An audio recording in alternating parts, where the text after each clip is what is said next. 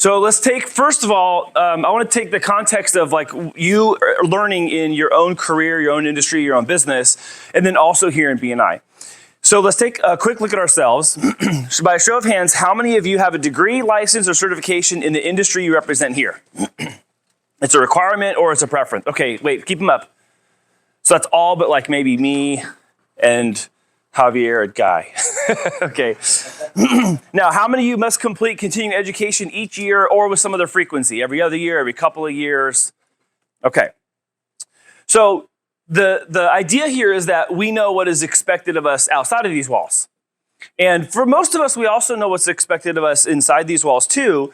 And I know from past experience, sometimes I've looked at licensing or certification and I go, wow, this is just such a formality. Depending on the industry you're in and the type of training you're getting. Some of it absolutely is a formality. Because a lot of the training I used to have didn't tell me how to be a great business person. It didn't tell me how to be a great entrepreneur. It was, oh, you got to finish this licensing so we know you're not going to scam the public and take advantage of them. You're going to be working with people's finances and personal information. So it's more of a, I don't say a formality, but it was basically like making sure you understood all the rules, not how to do it well. But here in BNI, we learn how to do a lot of different things well, not just the rules of how to do it inside of our industry.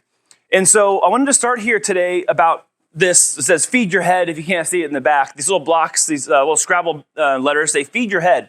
Because there are some things we are required to do, and then there's some things that we do because we just know they're good for us, and they're going to help us no matter what capacity in business we have. And that's how I look at BNI CEUs. And so we take a look at ourselves first because we have to identify, okay, what is it that we have to do, what it's required of us, and then what is it that we see is going to help us advance in our position in business.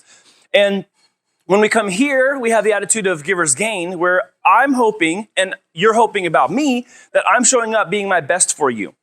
And I'm expecting that of you guys, whether it's your industry training and certification, or if it's learning how to be really good in BNI and do best practices here. I know that you're probably silently and quietly hoping I show up and do a great job. Because that's what you're expecting when you pass a referral to me, and that's what I expect when I'm passing a referral to one of you. So how good are we in our business role here if we're only half trained? If I stood up here and I was like, oh, I'm only half trained, is that me actually giving you my best as education coordinator? Probably not. How many of you are super trusting that I'm bulked up on industry knowledge or experience that can help the referral you send me, which also increases your credibility to the person you're referring? How many of you are trusting that I know what I'm talking about when you refer someone to me? And I think that's the same for me too. I know, like a situation came up yesterday at Halloween party. Someone says, I have this, and this problem. I was like, you need to talk to Jason Turner. So I have a referral for you actually today. Cool. This happened maybe 12 hours ago. But it's because I know he's bulked up on the specific industry knowledge for the problem the person had been just voicing in my kitchen, sitting around talking.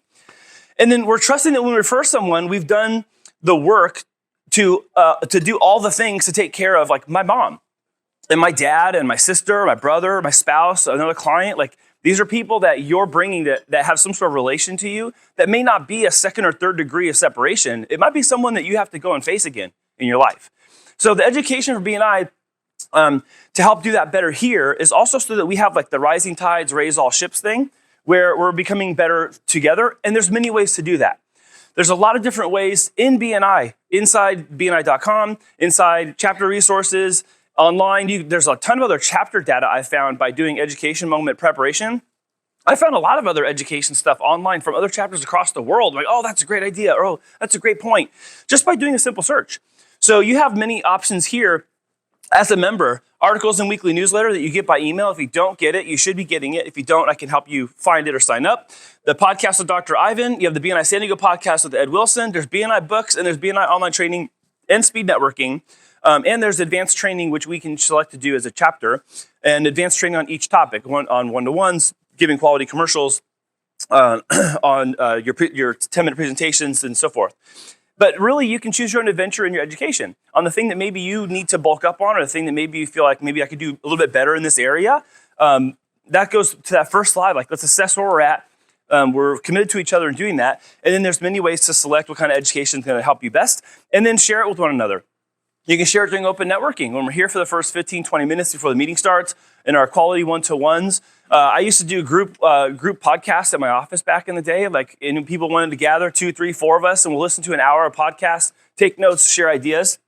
And then you can also share this with one another through text, email, and DMs. I know these are super practical, very simple things, and I put them there because I know I do this when I have a funny cat video to send somebody. And maybe it's not a cat video, but you get my point. I text Mark Johnson pun jokes.